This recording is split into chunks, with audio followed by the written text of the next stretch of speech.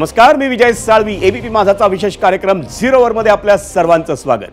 मंडळी, आजची सर्वात मोठी बातमी म्हणजे महाराष्ट्रात भाजपचा मुख्यमंत्री पद मिळण्याचा मार्ग अखेर मोकळा झालाय. काळजीवाहू मुख्यमंत्री एकनाथ शिंदे यांनी आज दुपारी 3:50 मुख्यमंत्री पदाच्या शर्यतीतून माघार घेण्याबाबतची मोठी घोषणा केली. मुख्यमंत्री पदाबाबत पंतप्रधान नरेंद्र मोदी आणि अमित शाह जो निर्णय घेतील त्याला शिवसेनेचा पाठिंबा असेल, आमचा कुठलाही अडसर नसेल, असं एकनाथ शिंदे यांनी स्पष्ट केलं. मी पंतप्रधान नरेंद्र मोदी आणि केंद्रीय गृहमंत्री अमित शाह यांना काल फोन केला होता आणि त्यांना मी माझी भूमिकाही कळवली आहे असं शिंदेंनी सांगितलं. शिंदेंच्या या घोषणेचं विश्लेषण विविध अंगांनी करता येतं, पण सर्वात महत्त्वाचं म्हणजे सत्ता स्थापनेवरून संभाव्य वादावादी, रुसवे फुगवे, अन्य शक्यता किंवा वेगळा विचार होणं या सगळ्याची शक्यता आज संपली आहे. म्हणजेच 2019 सालच्या विधानसभा निवडणुकीनंतर जे राजकीय नाट्य घडलं होतं तसं आता काहीही होणार नाही. मंडळी, विधानसभा निवडणुकीचा शनिवारी निकाल लागल्यापासून शिंदेंनी आज केलेलं विधान हे पहिलं मोठं विधान आहे. महायुतीला अभूतपूर्व बहुमत मिळाल्यावर त्यावरून जर जाहीर वाद झाले असते तर विरोधकांना टीका करायची आयती संधी मिळाली असती आणि मतदारांनाही ते रुचलं नसतं. त्याची जाणीव असल्यानंच शिंदेंना पत्रकार परिषद घेण्यास सांगणं हा महायुतीच्या नियोजनाचा भाग असू शकतो. दुसरी महत्त्वाची बाब म्हणजे आपण मुख्यमंत्री पदाच्या शर्यतीत नाही हे अजित पवारांनी आधीच स्पष्ट केलंय. त्यामुळे या शर्यतीत केवळ 2च नेते होते आणि ते म्हणजे एकनाथ शिंदे आणि देवेंद्र फडणवीस. शिंदेंनी आज केलेल्या घोषणेच्या पार्श्वभूमीवर आता भाजप पक्षश्रेष्ठींची इच्छा असेल तर देवेंद्र फडणवीस यांच्या मुख्यमंत्री पदाचा मार्ग आता मोकळा झालाय हे स्पष्ट आहे. आणि तिसरी महत्त्वाची बाब म्हणजे जून 2022 मध्ये भाजपनं आपल्याला मदत केली होती असंही शिंदेंनी एका पत्रकाराच्या प्रश्नाला उत्तर देताना म्हटलं. तेव्हा मला भाजप मदत केली होती, आता मदतीच्या भूमिकेत राहण्याची माझी वेळ आहे, असाच त्यातून अर्थ निघतो. उद्या नवी दिल्लीत होणाऱ्या बैठकीकडे याच पार्श्वभूमीवर पाहिलं पाहिजे. पंतप्रधान नरेंद्र मोदी, अमित शाह, देवेंद्र फडणवीस, एकनाथ शिंदे आणि अजित पवारांच्या बैठकीत खातेवाटपावर देखील अंतिम चर्चा होण्याची दाट शक्यता आहे. या बैठकीनंतर मुख्यमंत्री पदाची घोषणा करण्याचा मार्गही मोकळा होईल असा अंदाज आहे. त्यामुळे महाराष्ट्राचा नवा मुख्यमंत्री कोण याची घोषणा उद्या किंवा शुक्रवारी झाल्यास आश्चर्य वाटायला नको. मंडळी, पुढे जाण्याआधी पाहूयात आज एकनाथ शिंदे यांनी नेमकं काय म्हटलंय.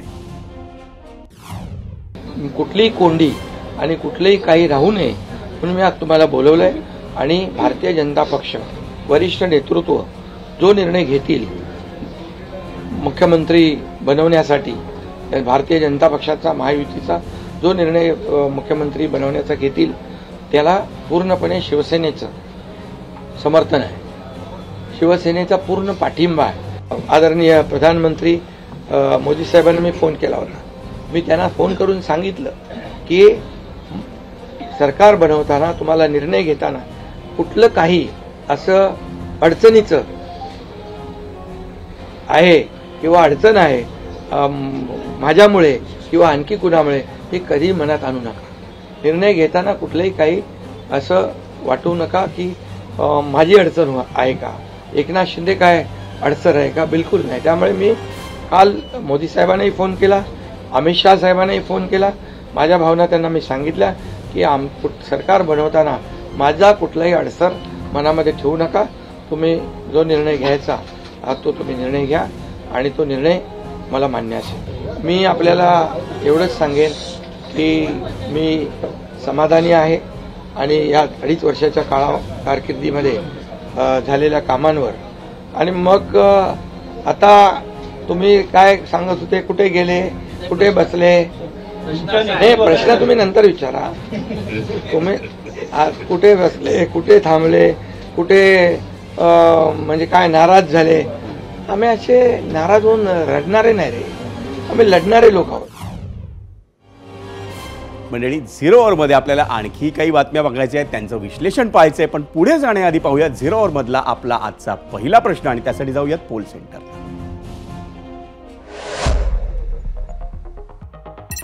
आजचा प्रश्न, मुख्यमंत्री पदाबद्दल भाजपच्या निर्णयाला आमचा पाठिंबा असेल, शिंदेंची घोषणा. भाजप कुणाला मुख्यमंत्री करेल असं वाटतं, देवेंद्र फडणवीस की अन्य कुणी? हे 2 पर्याय आम्ही आपल्याला दिलेले होते.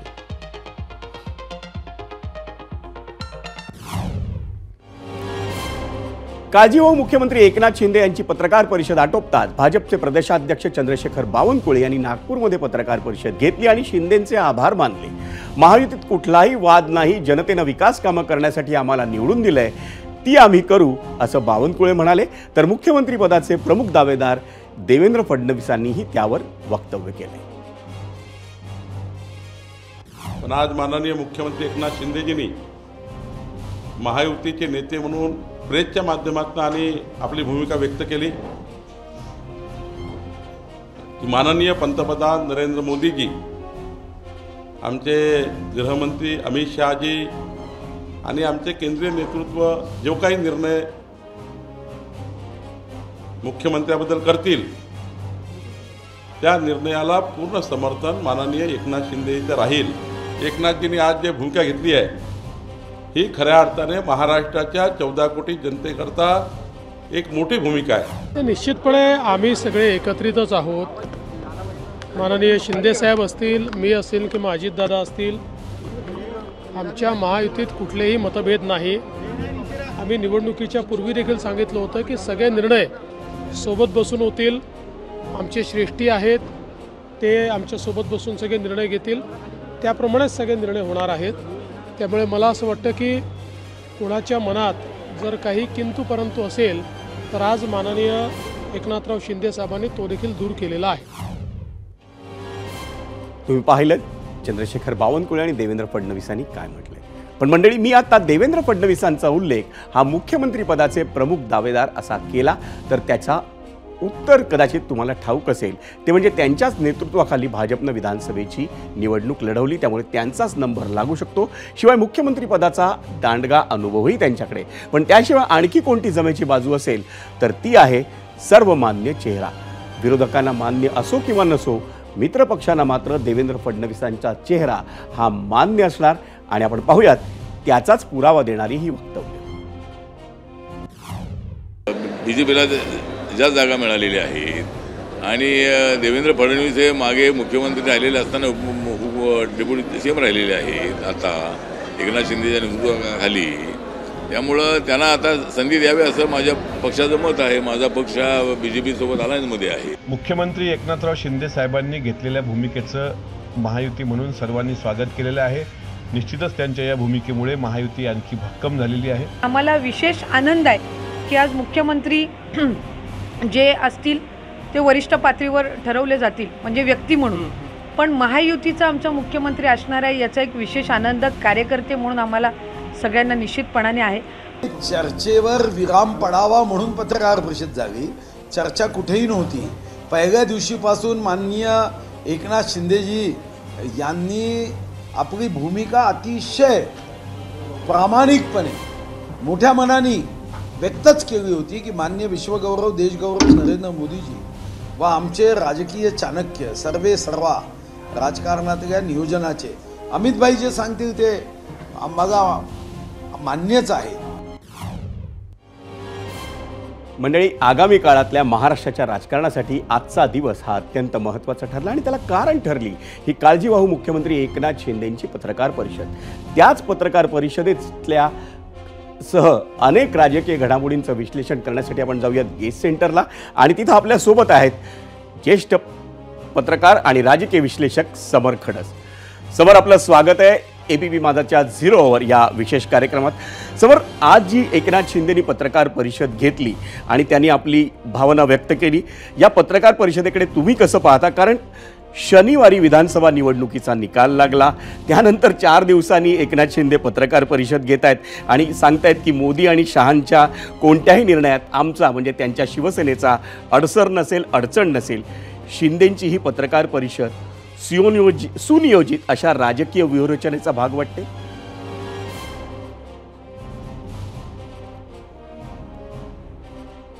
नाही, राजकीय काय व्यूहरचना याच्यात काय आहे असं मला वाटत नाही। म्हणजे असलीच तर ती एकनाथ शिंदेंची आहे असं तर मला बिलकुल वाटत नाही। याचं कारण असं की शेवटी लोकशाहीमध्ये म्हणजे संसदीय लोकशाहीमध्ये आकडे हे सगळं ठरवत असतात आणि ज्या पद्धतीचे आकडे आलेले आहेत, भारतीय जनता पक्षाकडे 132 आणि अधिक जे बाकीचे अपक्ष आहेत 4-5, ते पाहता म्हणजे त्यांची एवढी ताकद असताना दुसरीकडे मुख्यमंत्रीपद द्यायचं किंवा नाही द्यायचं म्हणजे तो विषय आहे.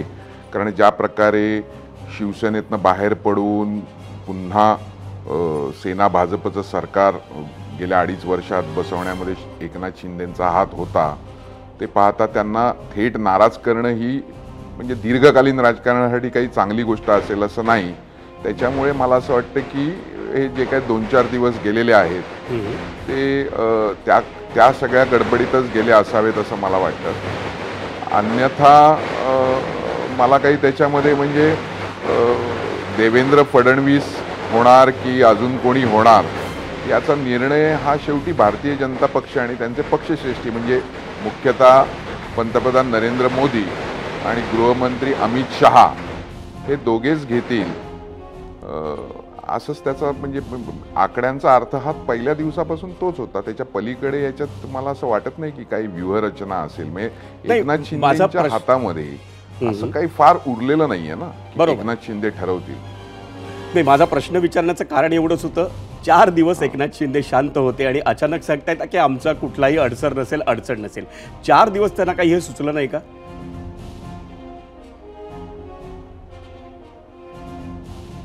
नाही, त्यांना सुचण्याचा प्रश्न नाहीये. तेच माझं म्हणणं आहे की एकनाथ शिंदेना समजा पहिल्या दिवशी अमित शहा आणि मोदींनी जर हे सांगितलं असतं की भाजपचा मुख्यमंत्री होईल आणि ते देवेंद्र फडणवीस असतील किंवा अजून कोणी असतील, त्यांनी पहिल्या दिवशी पत्रकार परिषद घेऊन सांगितलं असतं. एकनाथ शिंदेची आज अशी हे आहे का आकड्यांमध्ये परिस्थिती की समजा एकनाथ शिंदे रुसून बसले किंवा असे वेगळे बसले तर काही वेगळं होऊ शकतं असं होणार नाही ना. कारण बरोबर राष्ट्रवादी काँग्रेस आहे, त्यांचे 41 आहेत, म्हणजे स्वतः भाजपचा आकडाच एवढा मोठा आहे. त्याच्यामुळे त्याचा प्रश्न नाहीये. तर हे जे काय 2-3 दिवस जे काय रखडलेले आहेत दिल्लीमध्ये याच्यावर काहीतरी विचार होत असेल, म्हणजे भारतीय जनता पक्षाअंतर्गत काही विचार विनिमय जो होत असेल त्याच्यामुळे हा जो विलंब लागलेला आहे 2-3 दिवसाचा तो त्यामुळे लागलेला आहे. एकनाथ शिंदेना 3 दिवसानंतर सुचलं असं मला वाटत नाही. एकनाथ शिंदेना जेव्हा दिल्लीच्या त्यांच्या भारतीय जनता पक्षाच्या वरिष्ठ नेत्यांनी सांगितलं त्याच्यानंतर त्यांनी घेतलेली पत्रकार परिषद आहे. बरं, हे आपण मान्य करूया. आणि दुसरी एक आपण या बाजूला बघूया की राष्ट्रवादी काँग्रेस म्हणजे अजित पवारांची राष्ट्रवादी काँग्रेस यांनी पहिल्या दिवसापासूनच सांगितलं की आमचा भाजपचा जो कोणी चेहरा असेल त्याला पाठिंबा असेल. आणि त्यानंतर आज आपण जर चित्र पाहिलं तर सुनील तटकरे काल देवेंद्र फडणवीसांना भेटले, आज ते अमित शहाना भेटले, मोदींना भेटले. तर एका बाजूला भाजपकडनं मागणी होतेच आहे देवेंद्र फडणवीसांच्या चेहऱ्याची, पण त्याचवेळी सुनील तटकरेंच्या या भेटी आणि राष्ट्रवादीचं राजकारण हा देखील शिंदेंवरच्या दबावतंत्राचा भाग असू शकतो.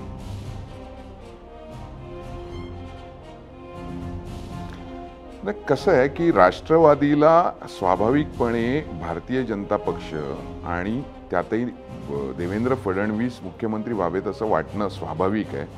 एकतर राष्ट्रवादीला जी काय मदत केलेली आहे पवारांपासून फुटून या बाजूला सत्तेत येण्यामध्ये ती स्वतः फडणवीस यांनी केलेली आहे, पहिली गोष्ट. दुसरी गोष्ट अशी आहे की जेव्हा शिंदे मुख्यमंत्री समजा झाले तर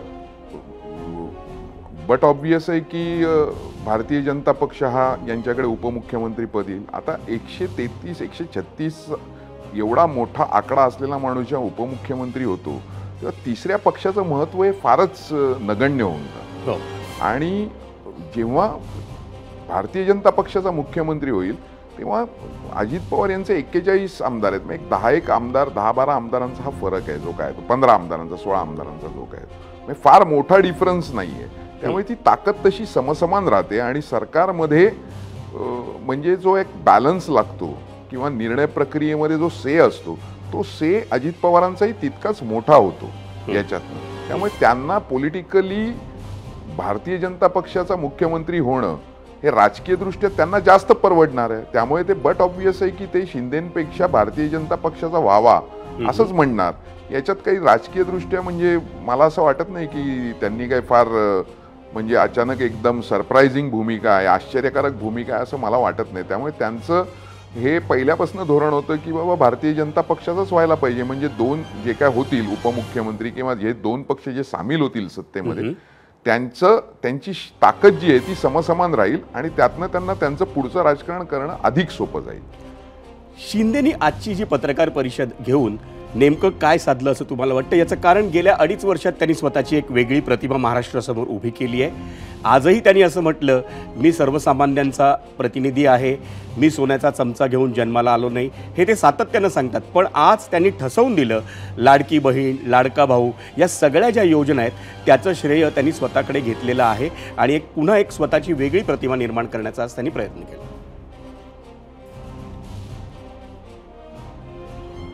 हे बघा, एक गोष्ट मान्य करायला लागेल की ही जी निवडणूक झाली ती महायुतीने शिंदे यांच्या नेतृत्वाखाली लढली. हे स्वतः देवेंद्र फडणवीसही म्हणाले, कारण तेच मुख्यमंत्री होते शिंदे, त्याच्यामुळे शिंदेंच्याच नेतृत्वाखाली महायुती लढली, जरी 3 वेगवेगळे पक्ष असले तरी. त्यामुळे शिंदेंनी जो 2.5 वर्षाचा कारभार केलेला आहे आणि शिवसेनेतनं फुटून समजा त्यांना चिन्ह मिळालं, पक्षाचं नाव मिळालं, त्याचे वाद आता न्यायालयात आहेत वगैरे, हे सगळं सोडा, परंतु त्यांनी लोकसभेत जेव्हा उलटं वारं वाहत होतं तेव्हा त्यांच्या 7 जागा आल्या, जेव्हा भाजपच्या 9 जागा आल्या. म्हणजे त्यांचा स्ट्राईक रेट, त्यांचा परफॉर्मन्स हा त्यावेळीही चांगला होता. आता तर त्यांच्या 57 आल्या. असं असताना ते हे सातत्याने ठसवून देणार की मी महाराष्ट्रातला मेजर स्टेक होल्डर आहे. 7 खासदार आणि 57 आमदार म्हणजे त्यांची एकेकाळच्या राष्ट्रवादी काँग्रेस किंवा शरद पवारांची इतकी ताकद आज त्यांच्याकडे आहे. आणि हे नव्यानं म्हणजे गेल्या 2.5 वर्षात तयार झालेलं नेतृत्व आहे. इतक्या फास्ट ग्रोथ महाराष्ट्राच्या राजकारणामध्ये आजपर्यंत माझ्या माहितीत तरी दुसरी कुठली नाही. म्हणजे महाराष्ट्रात अनेक नवे नेते आले, परंतु इतक्या वेगाने स्टेबल झालेला नेता, आता राज ठाकरेंचंच उदाहरण घ्या, अत्यंत लोकप्रिय आहेत. पहिल्याच निवडणुकीमध्ये 13 आमदार आले, परंतु आज त्यांचे 0 आहेत किंवा हळूहळू ते इतके म्हणजे इमिजिएटली घटले ते. आणि त्यांच्या सभांना गर्दी प्रचंड असते. शिंदेंचं म्हणाल तर तसं वक्तृत्व काही फार ग्रेट आहे अशातला भाग नाही, परंतु एक त्यांच्या 2-4 ज्या गोष्टी आहेत, एक तर तो सामान्यांना आपला वाटतो कारण ऍक्सेसिबिलिटी आहे, आणि जे काही कार्यकर्ते त्यांनी घेतले स्वतःकडे किंवा तोडले फोडले म्हणा, त्यांना सांभाळून ठेवण्याचं एक स्किल आहे त्यांच्याकडे. आणि त्याच्यामुळे ते सातत्याने मी सुद्धा आहे हे ते ठसवत राहणार, कारण ते एकतर माजी मुख्यमंत्री आहेत जे अजित पवार नाही आहेत, आणि माझा हा स्टेक आहे, मी आधी होतो, हे ते सातत्याने बिंबवत राहणार. ते ऑब्व्हियस आहे, राजकारणामध्ये कोणी सोडत नसतं काही. म्हणजे आज समजा आता जो निर्णय होईल तो नरेंद्र मोदी आणि अमित शहाच घेतील, बरोबर. म्हणजे भाजपचा होणार की अजून कोणाचा होणार, भाजपमध्ये फडणवीस होणार की अजून कोणी होणार, ऑब्व्हियसली आपल्याला भाजपचं झालं तर फडणवीसांशिवाय दुसरं नाव नाही, कारण त्या कुवतीचा दुसरा नेता भारतीय जनता पक्षात आज महाराष्ट्रामध्ये दिसत नाही. परंतु असे अनेक चमत्कार मोदी आणि शहांनी इतर राज्यात केले आहेत. अर्थात ते महाराष्ट्रात करण्याची आज परिस्थिती आहे का, तर मला असं वाटतं की ती कठीण आहे असा काहीतरी चमत्कार करण्याची परिस्थिती, कारण त्याची प्रतिक्रिया खूप तीव्र उमटू शकते भाजपच्या आमदारांमध्ये, कार्यकर्त्यांमध्ये, सगळ्यांमध्ये. शिंदे हे ठसवत राहणार, कारण ह्यालाच राजकारण म्हणतात. ते सातत्याने हे दाखवत राहणार. समोर माझ्या पुढच्या प्रश्नाचं, ज्याच्यामध्ये 2 प्रश्न आहेत खरं तर, एक उपप्रश्न पण त्याचं उत्तर तुम्ही दिलंच आहे की देवेंद्र फडणवीसांशिवाय दुसरं नाव नाही आहे भाजपकडे. पण आत्ता या क्षणी शिंदेने जेव्हा पत्रकार परिषद घेतली तेव्हा अख्ख्या पत्रकार परिषदेत त्यांनी सातत्यानं भाजपच्या मुख्यमंत्र्यांना आमचा पाठिंबा राहील, अडचण नसणार, अडसर नसेल, हे वारंवार सांगितलं. पण त्यांनी एकदाही फडणवीसांचा नामोल्लेख केला नाही. त्यामागे काही असू शकतं राजकारण?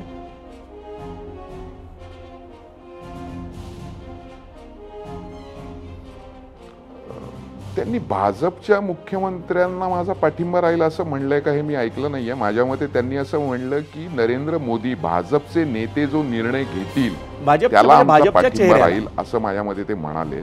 त्याचं कारण असं आहे की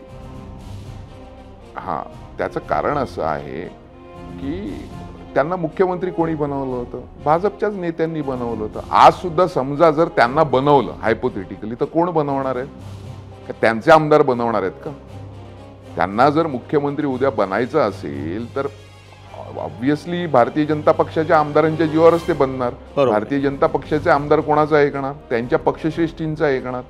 त्यांना अमित शहा आणि मोदींनीच मुख्यमंत्री बनवलं होतं, तर त्यांना पुन्हा हे माहिती आहे की जे बनवतात ते आज जर काढत असतील तर ते उद्या बनवूही शकतात. त्यामुळे ते भाजपच्या नेतृत्वाशी त्यांना त्रास होईल किंवा त्यांच्या मनात काही आपल्याविषयी थोडासा कमीपणा येईल की यांनी त्यावेळी आपल्याला आपलं ऐकलं नाही किंवा नाराजी दाखवली, असं ते दाखवणारच नाही. त्यामुळे ते मी पूर्णपणे त्यांच्या म्हणण्याशी सहमत आहे असंच ते म्हणत राहणार. कारण जर त्यांना पुढे महाराष्ट्रात काही करायचं असेल या सेटअपमध्ये, या महायुतीच्या चौकटीमध्ये, तर त्यांना याच्याशिवाय पर्याय नाही. आणि त्या पद्धतीचंच त्यांचं सगळं अत्यंत संयतपणे आणि राजकीय दृष्ट्या अत्यंत अचूक अशा पद्धतीने त्यांनी या पत्रकार परिषदेला संबोधित केलं असं मला वाटतं. समोर शेवटचा प्रश्न आहे, शिंदे मुख्यमंत्री नसणार याचा अर्थ शिंदे उपमुख्यमंत्री होतील का?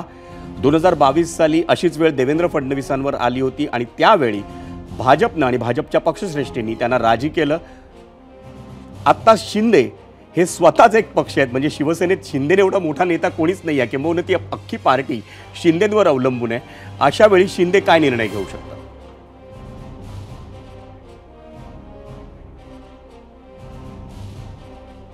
नाही, देवेंद्र फडणवीस जेव्हा उपमुख्यमंत्री झाले तेव्हा खरं तर देवेंद्र फडणवीसांच्या मनात उपमुख्यमंत्री होऊ नये असं होतं. परंतु ते भारतीय जनता पक्षाचे नेते, कार्यकर्ते, माजी मुख्यमंत्री जे काही आहेत ते भारतीय जनता पक्षाचे आहेत.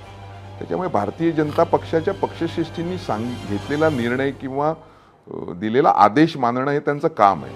शिंदेंच्या बाबतीत असं नाही आहे. शिंदेंना भारतीय जनता पक्ष हे सांगू शकतो की मुख्यमंत्री आमचाच होईल, पण शिंदेंना तुम्ही उपमुख्यमंत्री व्हा अशी विनंती करू शकतात भाजपचे श्रेष्ठी, पण तुम्ही व्हाच असा आदेश नाही देऊ शकत. पण मला असं वाटतं की हे आजपर्यंत महाराष्ट्रात जर देवेंद्र झालेले आहेत, याच्या आधी अशोक चव्हाण झालेले आहेत, त्याच्या आधी शंकरराव चव्हाणही झालेले आहेत, म्हणजे मुख्यमंत्री राहिल्यानंतरही पुढच्या मंत्रिमंडळात मंत्री राहिलेले आहेत. तर मला असं वाटतं की तो काळ गेलेला आहे. आता काळ बदललेला आहे. खूप पाणी वाहून गेलं. पूर्वी साधारणतः मुख्यमंत्री असलेला माणूस दुसऱ्या मंत्रिमंडळात मंत्री व्हायचा नाही. आणि मला असं वाटतं की ज्या पद्धतीची संरचना आहे त्या शिवसेनेची, त्या पद्धतीची संरचना पाहता एकनाथ शिंदे हे मंत्रिमंडळाच्या बाहेर राहणार नाहीत. आणि जर मंत्रिमंडळ समजा मुख्यमंत्री नसले तर ऑब्व्हियसली ते उपमुख्यमंत्री होतीलच.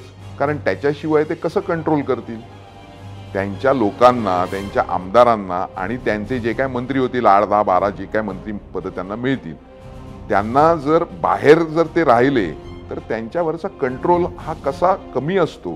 कारण तशा पद्धतीचं काम बाळासाहेब ठाकरे करू शकत होते, कारण त्यांचा करिश्मा वेगळा होता. आणि त्यांनी आवाज दिला की सामान्य शिवसैनिक येऊन उभा राहत होता, तो काळ वेगळा होता म्हणण्यापेक्षा त्यांचं नेतृत्व वेगळं होतं. त्याच्यामुळे तुम्हाला आत राहूनच ते कंट्रोल करावं लागेल. त्यामुळे ऑब्व्हियसली एकनाथ शिंदे हे उपमुख्यमंत्री जर मुख्यमंत्री नाही झाले तर उपमुख्यमंत्री होतीलच असं मला वाटतं. धन्यवाद समर या सविस्तर विश्लेषणाबद्दल. मंडळी, शिंदेंच्या घोषणेचं सखोल विश्लेषण पाहिल्यावर वळूयात सोशल मीडियावर आपल्या प्रेक्षकांनी ज्या प्रतिक्रिया दिल्या आहेत त्याच्याकडे, आणि त्यासाठी जाऊयात आपण मीडिया सेंटरला. आजचा प्रश्न आपण पहिल्यांदा बघतोय, मुख्यमंत्री पदाबद्दल भाजपच्या निर्णयाला आमचा पाठिंबा असेल. शिंदेंची घोषणा, भाजप कुणाला मुख्यमंत्री करेल असं वाटतं, देवेंद्र फडणवीस की अन्य कुणी, असे 2 पर्याय आम्ही आपल्याला दिलेले होते आणि याच्यावर कौल आपल्याला पाहायचाच आहे. लोकांनी काय दिला आहे तो, पण प्रेक्षकांनी आपल्याला प्रतिक्रियाही पाठवल्या आहेत. या प्रश्नावर रोहन यूट्यूबवर म्हणतात, देवेंद्र फडणवीस यांच्यासारख्या हुशार आणि कर्तृत्ववान मुख्यमंत्र्यांची महाराष्ट्राला सध्या गरज आहे. विनोद पोळ यूट्यूबवर म्हणतात, देवेंद्र फडणवीस हेच मुख्यमंत्री होतील. शिंदे अजित पवार वाटाघाटी करू शकत नाहीत. भाजपला त्यांची गरज नाही.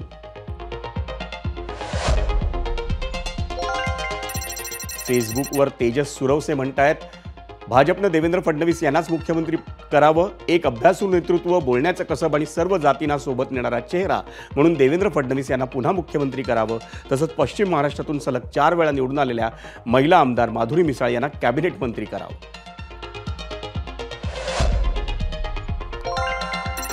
फेसबुकवर सचिन पोटे म्हणतायत, देवेंद्र फडणवीसांसारखा हुशार अभ्यासू मुख्यमंत्री मिळतोय हे उत्तमच. याआधीही मुख्यमंत्री म्हणून त्यांची कामगिरी उत्कृष्ट होती.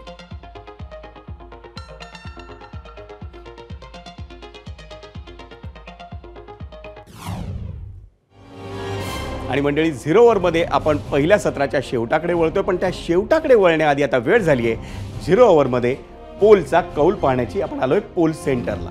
आपला प्रश्न काय होता आपल्या सगळ्यांना कल्पना आहे. मुख्यमंत्री पदाबद्दल भाजपच्या भाजपच्या निर्णयाला आमचा पाठिंबा असेल. शिंदेंची घोषणा.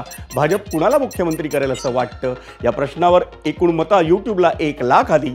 देवेंद्र फडणवीस यांचं नाव घेत आहेत 65% प्रेक्षक आणि 35% म्हणतायत अन्य कोणीतरी. एक्सवर याच प्रश्नावर आलेला कौल आपण पाहतोय. 90% मंडळी म्हणतायत देवेंद्र फडणवीस आणि 10% म्हणतायत अन्य कोणी.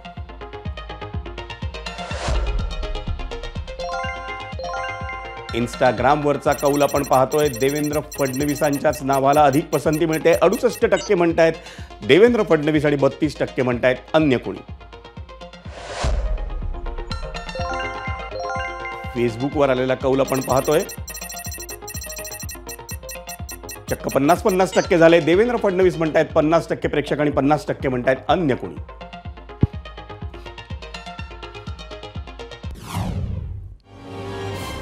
मंडळी, महाराष्ट्राच्या मुख्यमंत्रीपदाचा तिढा आता सुटल्यात जमाय असं म्हणायला हरकत नाही. मुख्यमंत्रीपदी देवेंद्र फडणवीसच असतील अशी दाट शक्यता आहे. आता नव्या सरकारनं भविष्यासाठी सज्ज होणाऱ्या महाराष्ट्रासाठी झटायला हवं. गेल्या महायुती सरकारनं विकास कामं केली नाहीत असं सुचवण्याचा इथं आमचा अजिबात हेतू नाही. वेगानं पूर्ण झालेला समृद्धी महामार्ग असो किंवा मुंबईचा कोस्टल रोड, वाढवण बंदराचं भूमिपूजन असो किंवा नागपूर गोवा शक्तीपीठ महामार्गाची संकल्पना, गेल्या सरकारनं अनेक भरीव कामं केली, पण तरीही अशा अनेक समस्या आहेत ज्या महाराष्ट्रासमोर अजूनही आव असून उभ्या आहेत. बेरोजगारी, विकासातील भौगोलिक असमतोल, शेतीच्या समस्या, पाण्याची टंचाई, उद्योगांचे प्रश्न, वाहतूक कोंडीची समस्या, रस्ते अपघातात होणारे हजारो मृत्यू असे अनेक प्रश्न महाराष्ट्राला सतावत आहेत आणि त्यावर दीर्घकालीन उपाययोजना करण्याची नितांत गरज आहे. त्यावर नव्या सरकारनं युद्ध पातळीवर काम केलं पाहिजे. कारण जनतेनं स्पष्ट कौल देऊन महायुतीच्या पारड्यात अभूतपूर्व असं बहुमत टाकलंय. नव्या सरकारला नजीकच्या भविष्यात तरी कुठलाही धोका नसणार आहे. याचा जास्तीत जास्त लाभ हा महाराष्ट्राला झालाच पाहिजे. एवढं बहुमत देऊन उपयोग काय असं विचारण्याची वेळ महाराष्ट्राच्या जनतेवर येऊ नये एवढीच इच्छा. कारण राजकारण तर दररोज सुरू राहतं, पण गेलेली वेळ मात्र परत येत नाही. एबीपी माझा, उघडा डोळे बघा नीट.